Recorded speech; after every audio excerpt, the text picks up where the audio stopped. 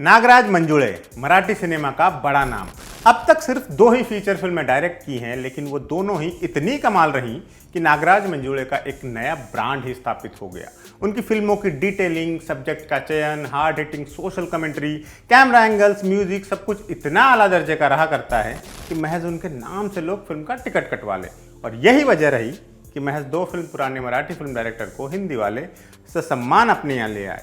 बड़ा प्रोजेक्ट मिला, सदी के महानायक कहलाने वाले अमिताभ बच्चन को बतौर लीड लिया गया और प्रोडक्ट सामने आया झुंड के रूप में। तो क्या नागराज मंजुळे का फेमस मिडास टच झुंड को फैंड्रिया सैराट जैसी ऊंचाइयों पर ले जाने में कामयाब रहा, या फिर झुंड नाम बड़े और दर्शन छोटे का इश्तेहार बनकर रह गई? आइए बात करते हैं।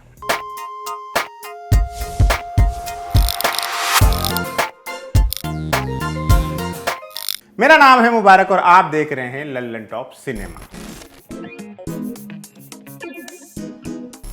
झुंड की कहानी के केंद्र में है नागपुर शहर की एक झोपड़पट्टी। यहाँ रहने वाले कुछ युवाओं को फुटबॉल खेलना बहुत पसंद है, लेकिन जीवन इतना आसान है नहीं कि वो गोल गेंद और उसे बेफिक्र होकर किक मारने का मौका उन्हें मयस्सर हो सके। तो क्या करते हैं, प्लास्टिक के डिब्बे को ही फुटबॉल समझकर खेलते रहते हैं नंगे पैर।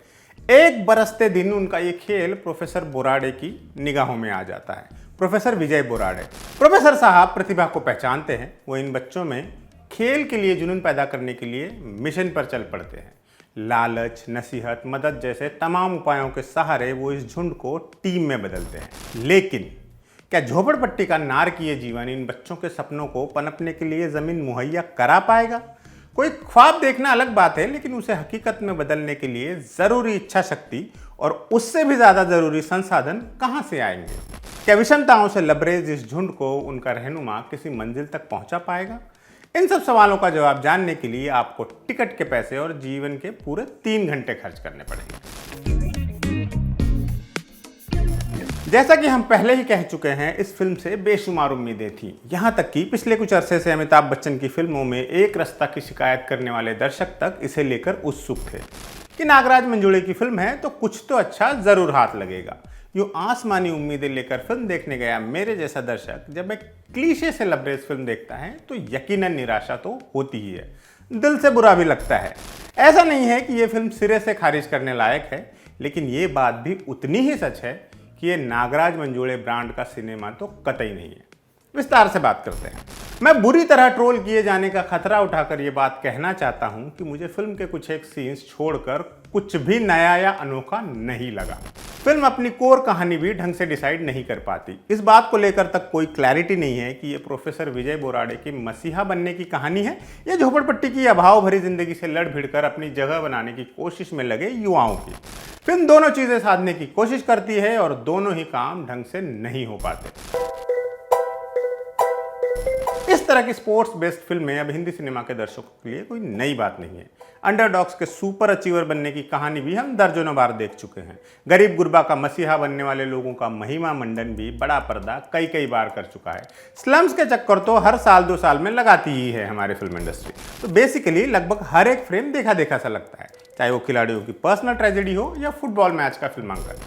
आपको गली बॉय, चक दे इंडिया, गोल जैसी फिल्मों की याद आती रहती है। ऊपर से फिल्म इतनी लंबी है कि दर्शक के सब्र का पैमाना कई बार छलक जाता है। फिल्म के कई किरदार आधे अधूरे लिखे हुए से लगते हैं, कोई कैरेक्टर आर्क नजर ही नहीं आता। अमिताभ की समाज सेवा से बुरी तरह चिढ़ रखता उनका बेटा एक दिन गर्व से भरा वापस आता है। पिता के काम को सराहने के पीछे का भाव भले ही समझ आ जाए, इस बात की एक्सप्लेनेशन नहीं मिलती कि इसके लिए नौकरी छोड़ने की क्या जरूरत थी। इसी तरह ट्रेन के आगे आत्महत्या करने पहुंच चुका एक लड़का आखिरी लम्हे इरादा बदल देता है। वहां से निकलता है तो उस मैदान पर जाकर लैंड होता है जब फुटबॉल का टूर्नामेंट चल रहा है। ईश्वरीय चमत्कार ऐसा कि एक टीम का गोलकीपर उपलब्ध नहीं है और वो टीम वाले इनको खिला भी लेते हैं। फिर आगे उनका करिश्माई प्रदर्शन तो आना ही था। दिक्कत वो नहीं है, दिक्कत यह है कि इस बंदे की कोई कहानी हमें पता चलती ही नहीं। कौन है, कहां से आया है, मरना क्यों चाहता था, इसका कोई स्पष्टीकरण नहीं। क्लाइमैक्स में पुलिस वाले का हृदय परिवर्तन क्यों हुआ, कोई स्पष्टीकरण नहीं। बॉलीवुड के मसालों का इतना ही छौंका लगाना था तो नागराज मंजुळे को क्यों लाया गया, कोई स्पष्टीकरण नहीं। जैसा कि मैंने पहले भी कहा, फिल्म मुकम्मल तौर से खारिज करने लायक तो खैर नहीं है। कुछ एक चीजें अच्छी हैं। इन चीजों की लिस्ट में सबसे पहला नंबर है अजय अतुल के संगीत का। इस फ्रंट पर फिल्म लिटरली स्कोर करती है। फिल्म के तमाम गाने उम्दा है, चाहे टाइटल ट्रैक हो, लफड़ा झाला गाना हो या सॉफ्ट मोटिवेशनल सॉन्ग बादल से दोस्ती।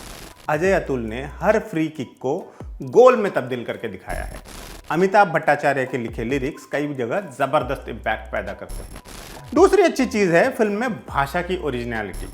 महाराष्ट्र में बसे लोग जिस तरह की हिंदी बोलते हैं वो बड़े जेन्युइन ढंग से डायलॉग्स में पिरोई गई है। यहाँ नागराज मंजुळे की उपस्थिति महसूस होती है। घमेला जैसे शब्द कोई ऐसा बंदा ही बोल सकता है जो महाराष्ट्र में रहा हो। बांसुरी को बासरी कहना भी टिपिकल महाराष्ट्रियन आदमी की ही हिंदी है। इस फ्रंट पर फिल्म ट्रू टू स्क्रिप्ट लगती है। सेकंड हाफ में कुछ एक सीन्स खिलाड़ियों की कागज से जुड़ी जद्दोजहद वाले हैं। पासपोर्ट बनना है लेकिन नागरिकता साबित करता कोई पेपर है ही नहीं। उन्हें हासिल करने का संघर्ष इंटरेस्टिंग है। यहां भी आपको नागराज मंजुळे के फुटप्रिंट्स मिल जाएंगे, लेकिन बस थोड़े ही समय के लिए। एक्टिंग के फ्रंट पर भी ज्यादा नुक्स नहीं निकाले जा सकते। अमिताभ तो खैर इस तरह के रोल सब नींद में भी कर सकते हैं। स्लम से आया गिरोह भी बढ़िया एक्टिंग कर जाता है। उन सबकी कास्टिंग काफी अच्छी है। झुंड के सरदार का रोल करने वाले एक्टर में काफी संभावना है, उन्हें आगे भी देखना चाहेंगे लोग। किशोर कदम, छाया कदम जैसे सीनियर एक्टर्स भी अपना रोल आसानी से निभा ले जाते हैं। सैराट की फेमस जोड़ी आकाश ठोसर और रिंकू राजगुरी को ज़्यादा स्पेस तो नहीं मिला है, लेकिन जितना भी मिला उतने में ठीक लगे हैं दोनों। हालांकि आकाश का किरदार और भी ज़्यादा स्पष्टता से लिखा जा सकता था, ऐसा महसूस होता है। रिंकू एकदम बढ़िया है। कुल मिलाकर झुंड में एक्टिंग अच्छी है, कास्टिंग बढ़िया है, डायरेक्टर अच्छा है, लेकिन एक पैकेज के तौर पर फिल्म के पास नया कुछ नहीं है। फिल्म फैन रही या सैराट के आसपास भी नहीं पहुंचती। ऐसे में उतनी ऊंची उम्मीदें लेकर पहुंचा दर्शक ठगा सा महसूस करता है। बाकी रिव्यू आपके हवाले हैं और फिल्म सिनेमाघरों में। खुद देखिए और तय कीजिए, फिर नोट्स एक्सचेंज करने आ जाइएगा। वैसे भी मेरा हमेशा से मानना रहा है कि फिल्म देखकर पछताना ज़्यादा बेहतर होता है।